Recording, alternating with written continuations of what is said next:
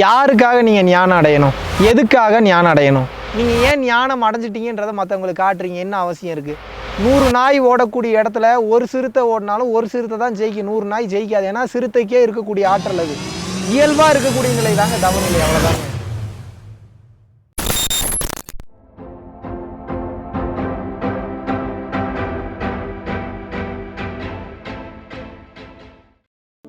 ஒரு சந்தோஷமான ஒரு நிகழ்ச்சியை வந்துட்டு உங்கள்கிட்ட ஷேர் பண்ணிக்க விரும்புகிறேன் சார்.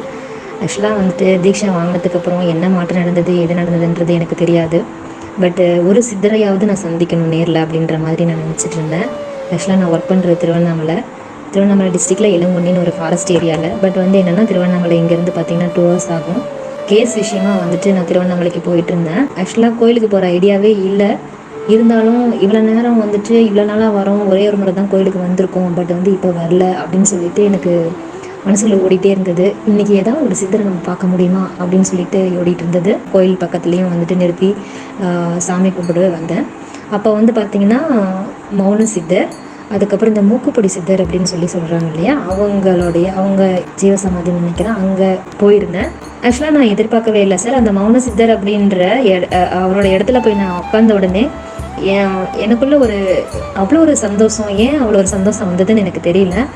பட் வந்து அப்போ உங்களை தான் நான் நினச்சேன்.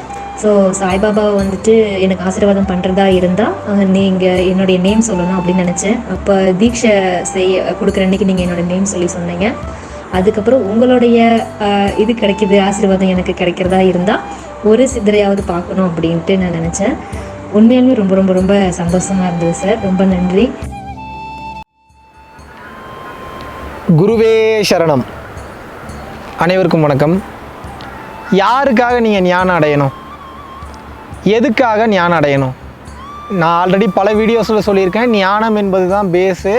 ஞானம், தெளிவு, சிந்தனை வந்துருச்சு அப்படின்னாவே, தெளிவான சிந்தனை வந்துருச்சுனாவே நுட்பம் தெரிய ஆரம்பிச்சிடும். நுட்பம் அப்படின்றது தெரிய ஆரம்பிச்சிருச்சுனாவே அதில் இருக்கக்கூடிய நூக்கன் கார்னர் தெரியும். நூக்கன் கார்னர் தெரிஞ்சிருச்சுன்னா அதில் உங்களுக்கு தெளிவு வந்துடும். அந்த தெளிவு உங்களுக்கு பல பணத்தையும் புகழையும் தேடி ஆட்டோமேட்டிக்காக கொண்டு வந்துடணும். அதனால தான் தெளிவுக்கு அவ்வளோ பெரிய இம்பார்ட்டன்ஸு. மிக சுபிட்சமான வாழ்க்கை, வளமான வாழ்க்கை என்பது எதுனா மிக சிறந்த தெளிவில் தான் இருக்குது. அந்த தெளிவில் தான் நுட்பம் இருக்குது, டெக்னிக்ஸ் எல்லாமே இருக்குது. அந்த வகையில் நீங்கள் ஏன் ஞானம் அடைஞ்சிட்டீங்கன்றதை மற்றவங்களுக்கு காட்டுறீங்க? என்ன அவசியம் இருக்குது? இப்போது எனக்கு ஒரு தேவை இருக்குது. என்ன தேவை இருக்குது? இப்போ இதுக்கு முன்னாடியும் எனக்கு வந்து மகாவிஷ்ணு வந்து பார்த்திங்கன்னா இப்போது இந்த அளவுக்கு பேசுகிறேன் அப்படின்னா 3 வருஷம் 4 வருஷத்துக்கு முன்னாடி இதுக்கு ஈக்குவலாக பேசலைன்னா கூட இதில் ஒரு 70% பேசுகிறேன். நான் என் கூட இருந்தவங்களுக்கு தெரியும், 14 வயசுலேருந்து பேசிகிட்டு இருக்கேன் நான். ஸோ அந்த வகையில் வரும்போது அதெல்லாமே எனக்கு சேர்த்து இப்போ சப்போர்ட் பண்ணுது. என் கூட இருக்கக்கூடிய பர்சன்ஸ் கிட்ட கேட்டிங்கன்னா, நான் கேமரா முன்னாடி மைக்கு முன்னாடி தான் பேசுவேனே தவிர கூட இருக்கிறவங்ககிட்ட அதிகமாக பேசுகிறதே கிடையாது. ஏன் அப்படின்னா பேச மாட்டேங்குது. அது என்ன காரணமோ ஏதோ ஒரு காரணமாக இருந்துட்டு போட்டோம். என்னைய மாதிரியே இருங்கன்னு கூட உங்களை நான் கேட்கல. உங்களோட நல்லதுக்காக தான் சொல்கிறேன். ஒரு தெளிவுக்கு ஒரு புரிதலுக்கு நீங்கள் வந்துட்டிங்கன்னா மற்றவங்களுக்கு கிட்டணும்னு போராடாதீங்க. மற்றவங்களுக்கு நீங்கள் காட்டணும்னு போராடினீங்கன்னாவே அதுவே ஒரு தேவையில்லாத ஒரு லாக்கில் போய் நீங்கள் சிக்கிக்கிற மாதிரி தான். எப்படி? அடுத்தவனுக்கு நீங்கள் காட்டணும்னு போராடினீங்கன்னா அப்புறம் உங்களோட ஆட்டிடியூடு லைட்டாக சேஞ்ச் ஆகிற மாதிரி இருக்கும். லைட்டாக சேஞ்ச் ஆன மாதிரி இருந்தால் இயல்பு தன்மையிலேருந்து மிஸ் ஆவீங்க. இயல்பு தன்மையெல்லாம் மிஸ் ஆகுறீங்களா, அப்போல்லாம் எனர்ஜியை கிரகிக்கக்கூடிய தன்மையை இழந்துருவீங்க, தவநிலையை இழந்துருவீங்க. இயல்பாக இருக்கக்கூடிய நிலை தாங்க தவநிலை, அவ்வளோதாங்க. நான்ற தன்மை இல்லாமல் மக்களோட மக்களாக, இயற்கையோட இயற்கையாக எதை நினைக்கிறாயோ அதாகவே மாறி விடுவதும், எதில் இருக்கிறாயோ அதாகவே மாறி விடுவதும் தான் தவநிலை, யோக நிலை, தியான நிலையாக இருக்க முடியுமே தவிர ஒன்றிலிருந்து வேறுபட்டு நிற்பது அதுவாக ஆகிவிடும். ஒன்று அதுவாகவே மாறிடணும். அப்படி இல்லை அப்படின்னா அது எது அப்படின்றத திரும்பி நின்று செயல் செய்யாமல் வேடிக்கை பார்க்கக்கூடிய பக்குவத்தில் இருக்கணும். அந்த வகையில் இந்த ஞான புரிதல் என்பது உங்களுக்காக தானே தவிர, உங்களுக்குள்ளே இருக்கக்கூடிய சந்தோஷ நிலைக்காக தானே தவிர, உங்களுக்குள் நிகழக்கூடிய பரவச நிலைக்காக தானே தவிர, உங்களுக்குள் இருக்கக்கூடிய லிபரேஷனுக்கும் விடுதலைக்கும் முக்திக்காக தானே தவிர இந்த உலகத்திற்கானது அல்ல. ஸோ முக்தி நிலை அடைஞ்சிட்டிங்கன்னா நீங்கள் சந்தோஷமாக இருங்க, நீங்கள் கம்ஃபர்ட்டாக இருங்க. வெளி உலகத்தை பற்றி கவலையே படாதீங்க. நீங்கள் வெளி உலகத்தை பற்றி கவலைப்பட ஆரம்பிச்சிங்கன்னா நம்ம சும்மா இருக்கிற மாதிரி தெரியும், அடுத்து திட்டுற மாதிரி தெரியும். ஆனால் உள்ளுக்குள்ளே நம்ம பரவச பேரானந்த நிலையில் இருக்கிறது நமக்கு மட்டும்தான் தெரியும், அது அவனுக்கு தெரியாது. அதனால் எந்த சூழ்நிலையிலையும் ஜஸ்டிஃபிகேஷன் கொடுக்காதீங்க, எக்ஸ்ப்ளனேஷன் கொடுக்காதீங்க, ப்ரூவ் பண்ணணும்னு போராடாதீங்க. 100 நாய் ஓடக்கூடிய இடத்துல ஒரு சிறுத்தை ஓடினாலும் ஒரு சிறுத்தை தான் ஜெயிக்கும், 100 நாய் ஜெயிக்காது. ஏன்னா சிறுத்தைக்கே இருக்கக்கூடிய ஆற்றல் அது. அந்த வகையில் பார்க்கும்போது சிறுத்தை எங்கே ப்ரூவ் பண்ணணுன்னு இருக்குமோ அங்கே ப்ரூவ் பண்ணால் போதும்.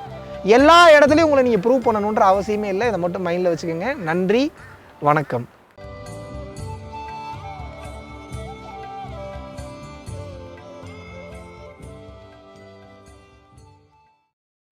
நீங்கள் எல்லாரும் ரொம்ப ஆர்வமாக வெயிட் பண்ணிகிட்டு இருந்த டைரக்ட் கிளாஸ் வந்து அனௌன்ஸ் பண்ணுறோம். ஏன்னா பல பேர் வந்து பார்த்தீங்கன்னா ஆன்லைன் கிளாஸு வெளிநாடுகளில் இருக்கிறவங்க, வீட்டிலே இருந்துட்டு வெளியில் வர முடியாமல் இருக்கக்கூடிய ஹோம் மேக்கர்ஸ் நிறைய பேருக்கு வந்து ஆன்லைன் கிளாஸ் வந்து கொடுத்துட்ருந்தோம்.